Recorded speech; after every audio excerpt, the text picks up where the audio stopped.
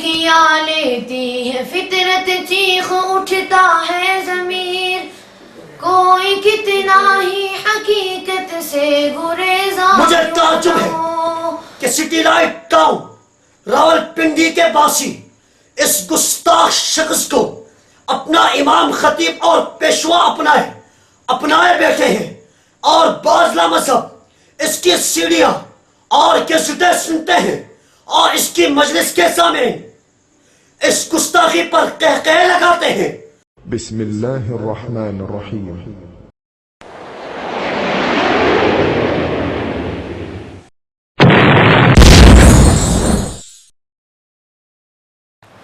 وہ جو منزلوں پہ لا کے کسی ہم سفر کو لوٹے، وہ جو منزلوں پہ لا کے کسی ہم سفر کو لوٹے، انہی رہزنوں میں طالب تیرا نام آ رہا ہے، انہی رہزنوں میں طالب تیرا نام آ رہا ہے۔ بسم اللہ الرحمن الرحیم۔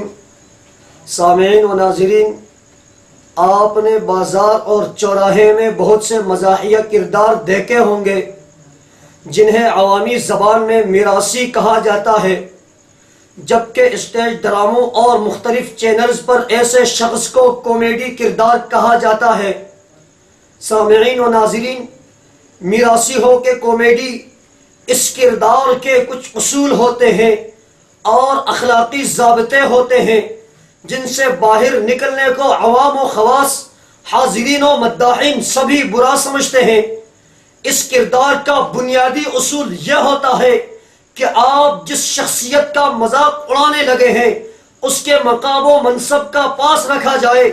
عالم اسلام کے مسلمانوں کے دلوں میں خالق کائنات اللہ جل جلالہ اور رحمت کائنات سیدنا محمد رسول اللہ صلی اللہ علیہ وسلم کا تقدس اتنا بلند و بالا ہے کہ کوئی مسلمان ان کی ذات کو مزاح کا موضوع بنانے کا تصور بھی نہیں کر سکتا، اور اگر کوئی کافر ان ہستیوں کی بابت کوئی ادنا سا مزاح بھی کرے یا ایسے خاکے تیار کرے تو پوری دنیا میں بسنے والے مسلمان سراپا احتجاج بن جاتے ہیں، کیونکہ قرآن کریم میں بھی ان ہستیوں کو مذاق کا موضوع بنانے والوں کے لیے سخت وعید آئی ہے۔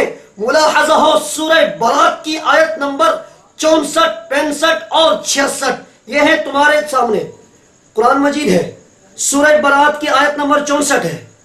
اس کے اندر رب ذوالجلال فرماتے ہیں، يحذر المنافقون أن تنزل عليهم سورة تنبئهم بما في قلوبهم قل استهزئوا إن الله مخرج ما تحذرون ولئن سألتهم ليقولن إنما كنا نخوض ونلعب قل أبالله وآياته ورسوله كنتم تستهزئون لا تعتذروا قد كفرتم بعد إيمانكم إن نعف عن طائفة منكم نعذب طائفة بأنهم كانوا مجرمين۔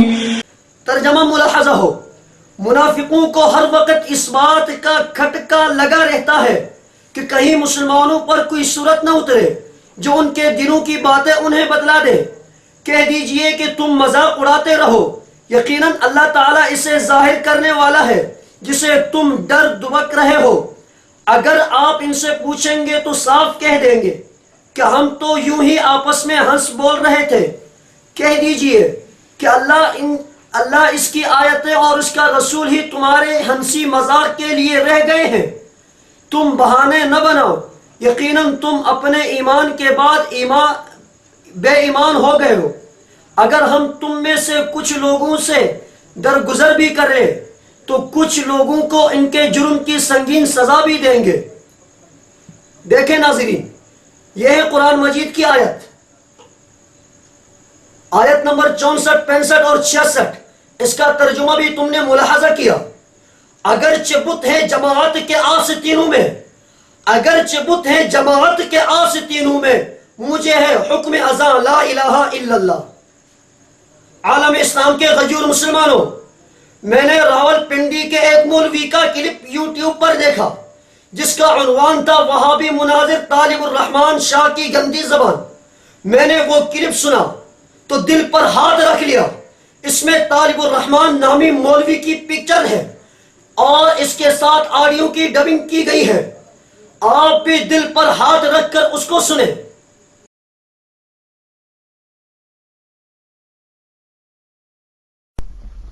آپ نے کہا کہ دیکھو جو اللہ تعالیٰ عرش جو ہے وہ عرش پر جب عرش نہیں تھا پھر اللہ کہاں تھا؟ تو یہ سوال تو ایک پاگل نے پہلے ہی کر دیا تھا۔ انہوں نے کہا کہ اچھا اللہ جب آسمان نہیں تھے تو عرش کہاں تھا؟ تو اس کا جواب انہوں نے یہ دیا کہ کان عرشہ الماء، جب آسمان نہیں تھا تو اللہ تعالیٰ کا عرش پانی پر تھا۔ اچھا جب پانی نہیں تھا تو پھر وہ عرش کہاں پر تھا؟ کہا وہ میرے باپ پر تھا۔ کہ اچھا تمہارا باپ کس پر تھا؟ کہا تیری ماں پر تھا۔ چٹکیاں لیتی ہے فطرت، چیخ اٹھتا ہے ضمیر۔ چٹکیاں لیتی ہے فطرت، چیخ اٹھتا ہے ضمیر۔ کوئی کتنا ہی حقیقت سے گریزاں کیوں نہ ہو، چٹکیاں لیتی ہے فطرت، چیخ اٹھتا ہے ضمیر۔ کوئی کتنا ہی حقیقت سے گریزاں کیوں نہ ہو۔ نہ وہ سمجھا نہ تم سمجھے، نہ وہ سمجھا نہ تم سمجھے، نہ یاران سخن سمجھے، نہ وہ سمجھا نہ تم سمجھے، نہ یاران سخن سمجھے۔ میں کیسے اعتبار انقلاب آسماں کر لوں، میں کیسے اعتبار انقلاب آسماں کر لوں۔ مسلمانوں، جب یہ کلپ سنا تو میرے ذہن میں یہ تصور ابھرا کہ اس مولوی کے کسی مخالف نے یہ جعلی آڈیو کی ڈبنگ کی ہے۔ طالب الرحمن اس قدر گستاخانہ گفتگو نہیں کر سکتا۔ پھر ایک دن میرے دوست نے اس کلپ کا ذکر کیا تو میں نے اپنے اسی شک کا اظہار کیا تو اس دوست نے بتا دیا کہ نہیں، بالکل اس مولوی کی اوریجنل گفتگو بھی سنی ہے، اس میں ڈبنگ نہیں ہے۔ اس بات سے میرا شک کم تو ہوا لیکن مجھے مکمل یقین نہیں آیا، تاکہ ایک دن اس کا وہ اوریجنل کلپ میری نظروں سے گزرا تو میری حیرت کی انتہا نہ رہی کہ واقعی یہ شخص بہت بڑا گستاخ ہے جو اللہ جل جلالہ کی شان میں گستاخی کا مرتکب ہے۔ عالم اسلام کے مسلمانوں، اب آپ اس ظالم کا وہ اوریجنل کلپ سنیں اور دل تھام کر سنیں۔ انہوں نے کہا کہ اچھا اللہ جب آسمان نہیں تھے تو عرش کہاں تھا؟ تو اس کا جواب انہوں نے یہ دیا کہ کان عرشہ الماء، جب آسمان نہیں تھا تو اللہ تعالیٰ کا عرش پانی پر تھا۔ اچھا جب پانی نہیں تھا تو پھر وہ عرش کہاں پر تھا؟ کہا وہ میرے باپ پر تھا۔ اچھا تمہارا باپ کس پر تھا؟ کہا تیری ماں پر تھا۔ تجھے ہر موڑ پر ایک راہ زن سے بچنا ہے، تجھے ہر موڑ پر ایک راہ زن سے بچنا ہے، کہ میں ہر موڑ پر ایک راہ بر کو چھوڑ آیا ہوں۔ تجھے ہر موڑ پر ایک راہ زن سے بچنا ہے، کہ میں ہر موڑ پر ایک راہ بر کو چھوڑ آیا ہوں۔ اے غیور مسلمانوں، یہ مولوی کس جرت و بے باکی سے اتنی بڑی گستاخی کر گیا؟ اس پر کوئی ریلی نہیں نکلی، کوئی احتجاجی جلسہ منعقد نہیں ہوا، اس پر کوئی فتویٰ کیوں نہیں لگا، اس پر کوئی مظاہرہ نہیں ہوا، سوائے اس کے کہ یوٹیوب کے ناظرین میں سے 300 کے لگ بھگ لوگوں نے اس کلپ کو ڈس لائک کر کے اپنا احتجاج ریکارڈ کرایا، اور سینکڑوں لوگوں نے اس پر اپنے کومنٹس لکھ کر اپنے غصہ کا اظہار کیا اور اپنی ایمانی غیرت کا اظہار کیا۔ مجھے انتہائی افسوس تو اس مجلس کے ان سامعین پر ہے جنہوں نے اس گستاخی پر طالب شاہ کو جوتے مارنے کی بجائے قہقہ لگا کر اس گستاخ کو داد دی، خدا کے نام پر ظالم نہیں کہ ظلم روا، ارے خدا کے نام پر ظالم نہیں کہ ظلم روا، مجھے جو چاہے سزا دے خدا کی بات نہ کر۔ مسلمانان عالم، ہم سب کا یہ عقیدہ ہے کہ اللہ تعالی اور اس کے رسول صلی اللہ علیہ وسلم کی طرف جس چیز کی نسبت ہو جائے اس کا تقدس و احترام ہم پر لازم ہو جاتا ہے۔ کعبہ کی نسبت اللہ تعالیٰ کی طرف ہوئی تو وہ بیت اللہ بنا اور مقدس ہو گیا، عرش کی نسبت اللہ تعالیٰ کی طرف ہوئی تو وہ مقدس و محترم ہو گیا۔ وہ عرش جس کا ذکر قرآن مجید میں 20 سے زائد مقام پر موجود ہے، وہ عرش جس کا تذکرہ دعاؤں کی قبولیت کا راز ہے، وہ عرش کہ قیامت کے دن نیک لوگوں کو اس کا سایہ میسر ہوگا، وہ عرش کہ جس پر اللہ تعالیٰ نے یہ لکھ دیا ہے ان رحمتی سبقت غضبی، کہ میری رحمت میری غضب پر سبقت لے گئی ہے، وہ عرش جس کے نیچے قیامت کے دن نبی اکرم صلی اللہ علیہ وسلم اللہ کے حضور سجدے ریز ہوں گے اور یا رب امتی کہتے ہوئے سجدے سے سر اٹھائیں گے۔ عالم اسلام کے غجور مسلمانوں، اس عرش کے بارے میں طالب شاہ زیدی نے یہ حرزہ سرائی کی کہ وہ عرش میرے باپ پر تھا اور میرا باپ تیری ماں پر تھا۔ استغفر اللہ استغفر اللہ۔ مسلمانان عالم، قرآن کریم میں سورہ ہود کی آیت نمبر 7 میں ہے وَكَانَ عَرْشُهُ عَلَى الْمَاءِ، کہ اللہ تعالیٰ کا عرش پانی پر تھا۔ اس کی تفسیر میں غیر مقلدوں کے ممدوح عالم شیخ محمد ابن عبد الوہاب اپنی کتاب اصول الایمان میں لکھتے ہیں اللہ تعالیٰ نے پہلے پانی پیدا کیا پھر پانی پر عرش کو پیدا کیا۔ وہ مزید لکھتے ہیں کہ اس آیت میں اس بات کی طرف اشارہ ہے کہ پانی عرش سے اس جہاں کی ابتدا ہوئی، چونکہ آسمان و زمین سے پہلے پیدا کیا گیا۔ نیز اس طرح کا سوال حضرات صحابہ کرام رضوان اللہ تعالی علیہم اجمعین نے نبی اکرم صلی اللہ علیہ وسلم سے پوچھا تھا کہ یا رسول اللہ صلی اللہ علیہ وسلم، مخلوق کو پیدا کرنے سے پہلے ہمارا رب کہاں تھا؟ نبی اکرم صلی اللہ علیہ وسلم نے ارشاد فرمایا کہ اللہ تعالیٰ عما میں تھا، اور عما کی وضاحت امام ترمذی نے یوں نقل کی کہ اس وقت صرف اللہ تھا اور کوئی چیز نہیں تھی۔ امام ترمذی نے اس روایت کو حسن کہا ہے۔ مسلمانان عالم، مشہور مفسر امام طبری اور امام ابن کثیر رحمہ اللہ وغیرہ نے بھی وَكَانَ عَرْشُهُ عَلَى الْمَاءِ کی تفسیر میں یہی روایت نقل کی ہے۔ تو گویا صحابہ کرام رضوان اللہ تعالی علیہم اجمعین نے بھی عرش کی بابت یہی سوال کیا تھا، تو پیارے پیغمبر صلی اللہ علیہ وسلم نے اس سوال کا حقیقی جواب عنایت فرما کر اس وقت اللہ تعالی عما میں تھا، حقیقی جواب عنایت فرمایا کہ اس وقت اللہ تعالی عما میں تھا، یعنی اس وقت اللہ ہی تھا، مخلوق میں سے نہ پانی تھا نہ عرش تھا۔ مسلمانان عالم، قرآن و سنت پر سچا ایمان رکھنے والے اس سوال کا وہی جواب دیں گے جو رحمت للعالمین صلی اللہ علیہ وسلم نے ارشاد فرمایا۔ اس پس منظر میں اب آپ غور کریں اس شخص کے بارے میں جو اس سوال کے جواب میں کہتا ہے کہ جب پانی نہیں تھا تو اس وقت عرش میرے باپ پر تھا اور میرا باپ تیری ماں پر تھا۔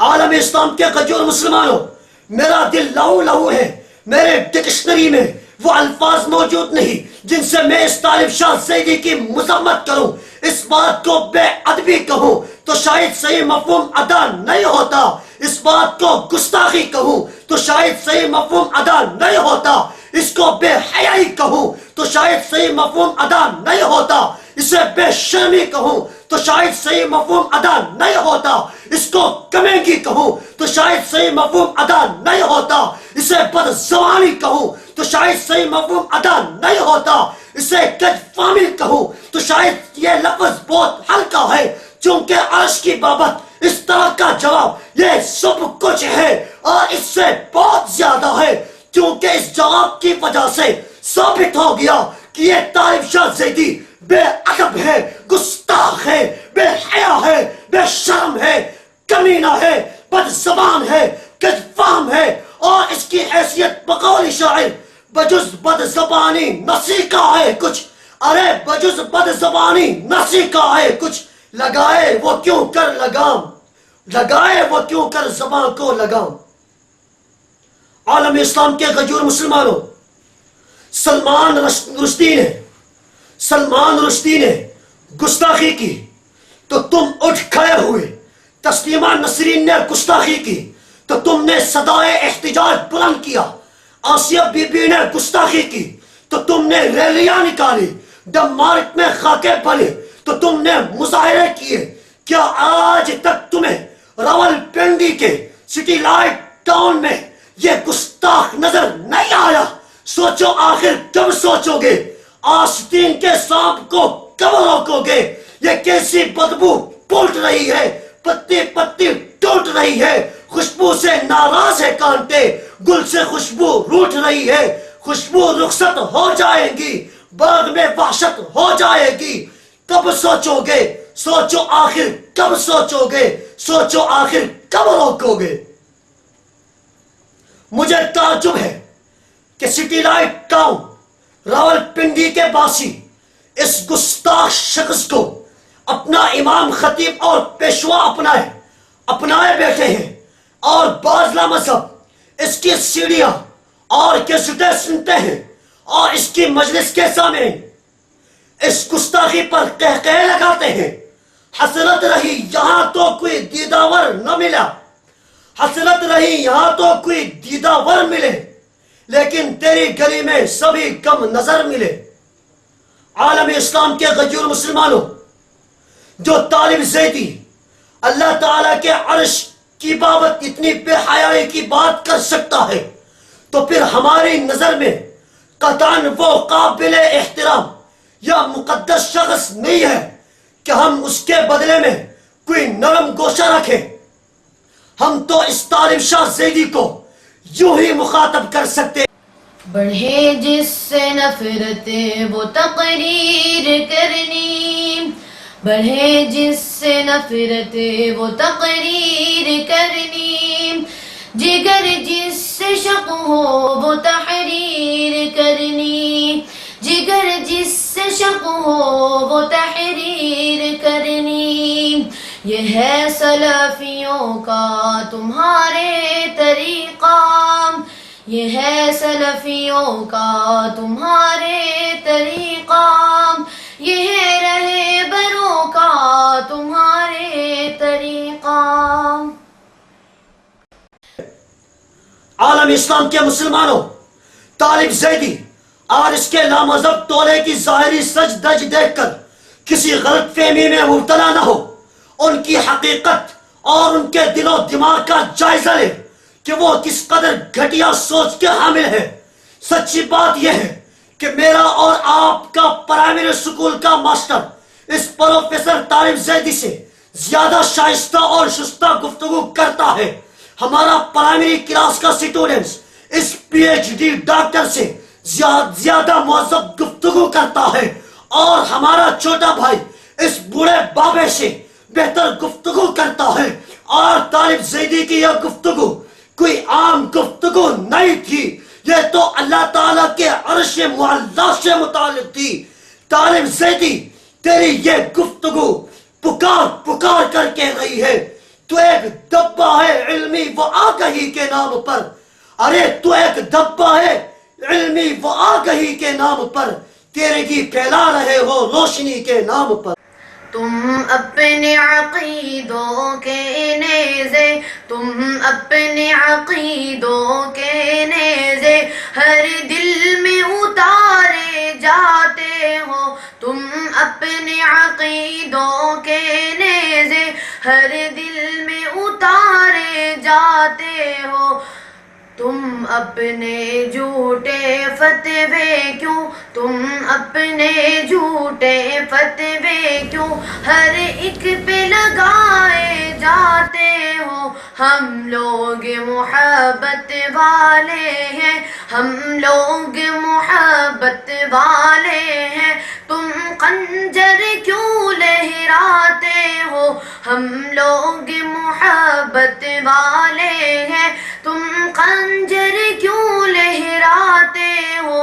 اس دیس میں نغمے بہنے دو، اس دیس میں نغمے بہنے دو، اس شہر میں سب کو رہنے دو، ہم پالن ہار ہیں پھولوں کے، ہم پالن ہار ہیں پھولوں کے، اسلام کے ہم رکھوالے ہیں، اسلام کے ہم رکھوالے ہیں۔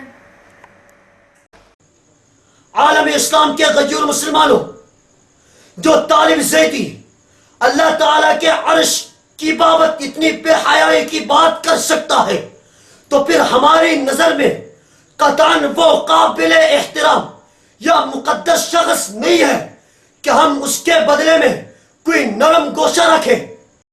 قرآن کریم کی تلاوت میں ناظرہ فعل، حدیث میں ناظرہ فعل، تاریخ میں زیرو، جنرل نالج میں زیرو، مگر جھوٹ اور خیانت میں